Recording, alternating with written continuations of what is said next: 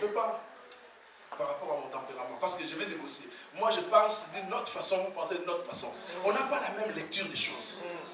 Est-ce que quelqu'un peut dire Amen? Amen. Quelqu'un peut dire Amen. Amen. La délivrance est considérée comme un résultat d'une longue marche avec le Seigneur.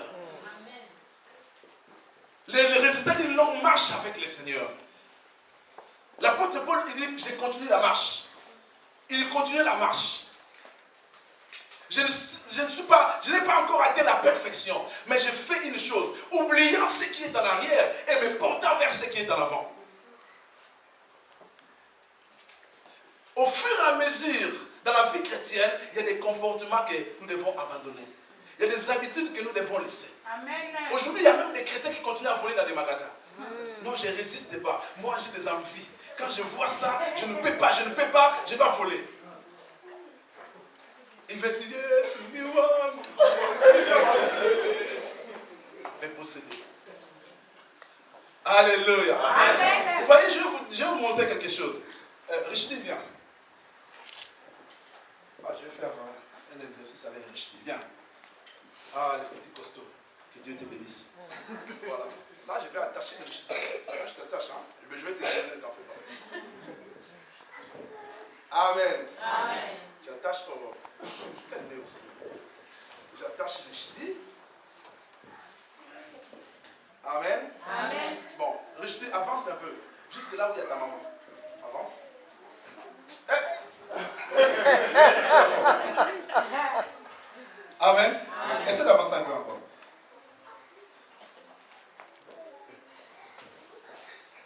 Est-ce que vous avez compris ça? Enlève.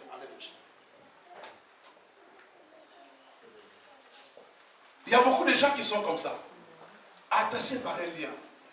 Quand ils font 3, 4 pas, le fil les ramène, les tire encore. Et ils reviennent encore à 0. Ils essayent 2 pas, il y a le fil qui les ramène.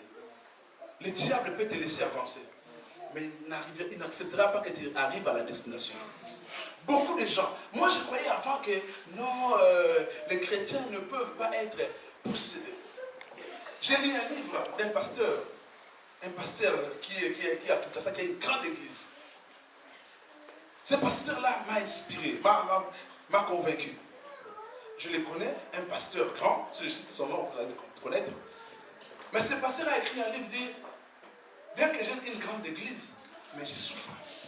Je suis malheureux. Il y a des frères qui lui ont promis de l'argent pour aller faire les études en Afrique du Sud. Ils ont dit les 30. Dès que les 30 est arrivé, le 28, les 2 frères ont été licenciés. Mais il ne comprend pas. Il y a un monsieur qui est venu et dit, pasteur, tu pries pour moi, j'ai un projet de $5 000. Puis, si Dieu écoute, tu as la dîme et j'ajouterai encore en plus. L'offrande des prophètes. Il dit, ah c'est bien. Le pasteur a gêné. Le frère a eu les 5 000 a disparu. Alléluia. Le pasteur ne comprend pas. Mais rien n'avance dans ma vie. La Bible dit, le voleur ne vient que pour voler, égorger et détruire. Voler quoi? Il vient pour voler les bénédictions des enfants de Dieu. Le diable vient pour voler ton succès.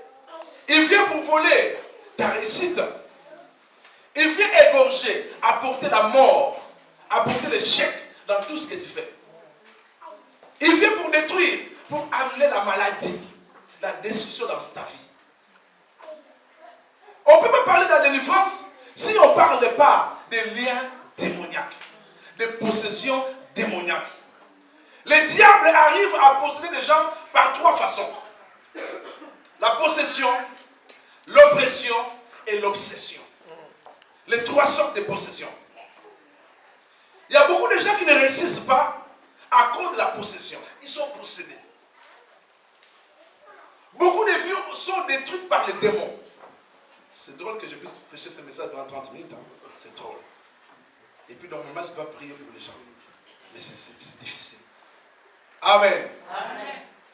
Les démons sont des esprits. Je dis la possession. La possession, c'est quand un esprit vient habiter et créer des caractères. Quelqu'un est possédé.